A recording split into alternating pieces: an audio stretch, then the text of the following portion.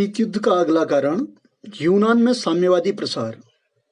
द्वितीय विश्व युद्ध के दौरान सन 1944 में एक समझौता मित्र राष्ट्रों के बीच हुआ था, जिसके अंतर्गत ब्रिटेन का यूनान में अधिकार उचित ठहराया गया था। लेकिन द्वितीय विश्व युद्ध के बाद ब्रिटेन ने अपने आर्थिक विकास के लिए अपने सैनिक ठिकानों को यूनान से हटा लिया और यूनान में गृह युद्ध छिड़ गया। सोवियत संघ ने वहां साम्यवादियों की मदद की और पश्चिमी शक्तियों जैसे अमेरिका, ब्रिटेन इत्यादि ने वहां की परंपरागत सरकार का समर्थन किया। अमेरिका ने मार्शल योजना और ट्रूमैन सिद्धांत के तहत पूरी ताकत से यूनान की मदद की, जिससे साम्यवाद को भारी आघात पहुंचा और शीत युद्ध को बढ़ावा मिला। इसमें ट्रूमैन सिद्धांत और मार्शल योजना आई है, इसके बारे में हम बाद में चर्चा करेंगे। और अगला कारण है शीत युद्ध का द्वितीय मोर्चे संबंधी विचार। द्वितीय विश्व युद्ध में जब जर्मनी की सेनाएं तेजी से सोवियत संघ की ओर बढ़ रही थी, तो सोवियत संघ ने मित्र राष्ट्रों से एक प्रस्ताव रखा कि दूसरा मोर्चा खोल दिया जाए, जिससे कि सोवियत सेनाओं के ऊपर जो दबाव बना हुआ है उसको कम किया जा सके। परंतु पश्चिमी शक्तियों ने जानबूझकर इसमें देरी की, जिससे कि सोवियत संघ की शक्ति को कम किया जा सके और उसमें सोवियत संघ की भारी तबाही हुई। इससे सोवियत संघ के मन में पश्चिमी शक्तियों के प्रति नफरत पैदा हो गई, जो आगे चलकर शीत युद्ध का कारण बनी। अगला कारण है तुष्टीकरण की नीति। तुष्टीकरण की नीति क्या थी? द्वितीय विश्व युद्ध के दौरान पश्चिमी शक्तियों जैसे अमेरिका, ब्रिटेन ने मित्र राष्ट्रों की रक्षा करने के बजाय धुरी राष्ट्रों के प्रति तुष्टीकरण की नीति अपनाई, अर्थात तटस्थता की नीति अपनाई, जिससे पूर्व में हुए समझौतों के प्रति क्या हो गया? अविश्वास पैदा हो गया। उनको मित्र राष्ट्रों की सहायता करनी चाहिए थी, जबकि वो उसमें तटस्थ बने रहे, जो आगे चलकर क्या हुआ? शीत युद्ध का कारण बनी। सोवियत संघ यह मानने लगा कि अमेरिका द्वारा सोवियत संघ की फांसीवादी शक्तियों के हाथों सोवियत संघ को फांसीवादी शक्तियों के हाथों मिटाने का प्रयास किया गया। इसके बाद अगला कारण है सोवियत संघ द्वारा बाल्कान समझौते का निरादर। तो सन 1944 में बाल्कान समझौते के अनुसार पूर्वी यूरोप का विभाजन करने पर ब्रिटेन व सोवियत संघ के बीच यह सहमति बनी थी कि बुल्गारिया तथा रोमानिया सोवियत संघ के कब्जे में रहेंगे तथा यूनान पर ब्रिटेन का प्रभाव रहेगा और हंगरी तथा यूगोस्लाविया में दोनों का बराबर प्रभाव रहेगा। लेकिन द्वितीय विश्व युद्ध के बाद सोवियत संघ ने साम्यवाद का प्रसार तेज कर दिया और उन देशों में साम्यवादी सरकारों की स्थापना कर दी, जिससे शीत युद्ध का माहौल तैयार हो गया। अगला कारण है अमेरिका का परमाणु कार्यक्रम।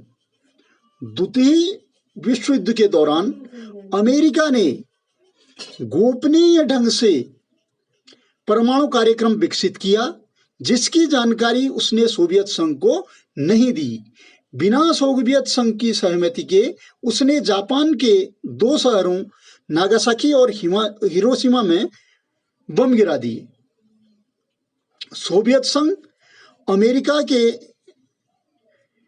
एकाधिकार को सहन नहीं कर सकता था, जिससे सोवियत संघ काफी नाराज हुआ और उसने नाराजी व्यक्त की, जो आगे चलकर शीत युद्ध का कारण बना।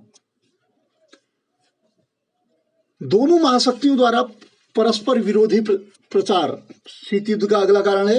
1946 में सोवियत संघ ने कैनेडियन रॉयल कमीशन की रिपोर्ट में कहा कि कनाडा का साम्यवादी दल सोवियत संघ की एक भुजा है। इसकी पूरी दुनिया में आलोचना हुई। ट्रूमैन सिद्धांत तथा अमेरिकन सीनेट द्वारा खुले रूप में सोवियत संघ की आलोचना की गई तथा अमेरिका ने साम्यवाद के विस्तार का सोवियत संघ पर आरोप लगाया, तो सोवियत संघ ने अमेरिका पर पूंजीवाद के प्रसार का आरोप लगाया। इस तरह से शीत युद्ध और तेजी से बढ़ने लगा। अगला कारण है फांसीवादी ताकतों को अमेरिकी सहयोग। द्वितीय विश्व युद्ध के बाद अमेरिका व अन्य पश्चिमी देश इटली से अपने संबंध बढ़ाने लगे, जिससे सोवियत संघ को लगा कि साम्यवाद को कमजोर करने के लिए फांसीवादी ताकतों को बढ़ावा दिया जा रहा है, जिससे कि सोवियत संघ को बर्बाद किया जा सके और उसके साम्यवाद को नष्ट किया जा सके, जिससे अमेरिका और सोवियत संघ के बीच दूरियां और बढ़ने लगी। लैंड-लीज अगला कारण है लैंड-लीज समझौते का समापन। द्वितीय विश्व युद्ध में हुए समझौते के अनुसार सोवियत संघ को जो अपर्याप्त सहायता अमेरिका से मिल रही थी, थोड़ी बहुत जो सहायता मिल रही थी, वह बिना किसी पूर्व सूचना के अमेरिका ने बंद कर दी, जिससे सोवियत संघ ने नाराजगी व्यक्त की और अपना रुख कड़ा कर लिया और दोनों महाशक्तियों के बीच तनाव बढ़ गया। इसके बाद अगले कारण पर आते हैं हम, बर्लिन विवाद। द्वितीय विश्व युद्ध के दौरान ही सोवियत संघ का पूर्वी बर्लिन पर तथा अमेरिका तथा ब्रिटेन का पश्चिमी बर्लिन पर अधिकार हो गया था। युद्ध के बाद पश्चिमी ताकतों ने अर्थात अमेरिका और ब्रिटेन ने बर्लिन के अपने अधिकार वाले क्षेत्रों में नई मुद्रा चलाने का फैसला लिया, तो सोवियत संघ ने जून 1948 में बर्लिन की नाकेबंदी कर दी। यह मामला संयुक्त राष्ट्र संघ की सुरक्षा परिषद में पहुंचा और शीत युद्ध की स्थिति बन गई। अगला कारण है सोवियत संघ द्वारा वीटो पावर का बार बार प्रयोग किया जाना। संयुक्त राष्ट्र संघ की सुरक्षा परिषद में 5 स्थायी सदस्य हैं, अमेरिका, ब्रिटेन, फ्रांस, सोवियत संघ, वर्तमान में जो रूस है और चीन। इनको वीटो पावर प्राप्त है। सोवियत संघ ने बार बार पश्चिमी देशों द्वारा लाए गए प्रस्तावों को अपनी वीटो पावर के द्वारा अर्थात निषेधाधिकार के द्वारा रोक दिया, जिससे उसका पश्चिमी देशों के साथ तनाव बढ़ गया और शीत युद्ध का जन्म हुआ। इसके बाद अगले कारण पर आते हैं, संकीर्ण राष्ट्रवाद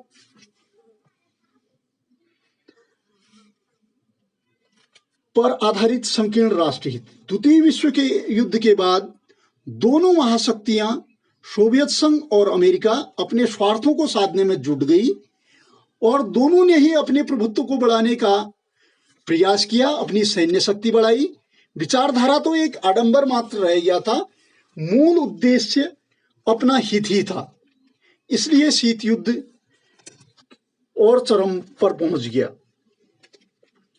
अब वीटो पावर क्या होती है या निषेधाधिकार क्या होता है?